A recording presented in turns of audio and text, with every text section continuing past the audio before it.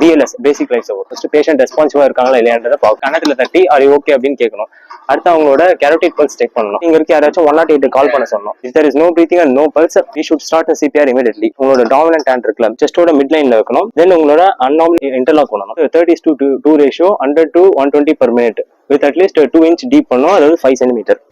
1 2 3 4 5 6 7 8 9 10 11 12 13 14 15 16 17 18 19 20 21 22 23 24 25 26 27 28 29 30. After 30 compression mouth to mouth breathing பண்ணணும். அப்படி in case ஆம்போ back இருந்தா நம்ம ஆம்போ பேக் யூஸ் பண்ணலாம். ஆம்போ பேக் எப்படி யூஸ் பண்ணணும்னா இது ஒரு C மாதிரி நம்ம லாக் பண்ணணும்.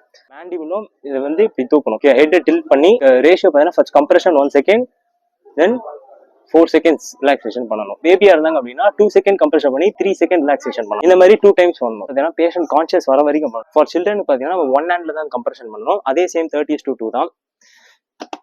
இன்ஃபேன்ஸ் வந்து 2 விதமா பண்ணலாம். ஒன்னு பார்த்தீங்கன்னா லைக் 2 fingers 1 2 2 ஹேண்டையும் பார்த்தீங்கன்னா பின்னாடி க்ளோஸ் பண்ணிட்டு உங்களோட தம்பை வச்சு பண்றது.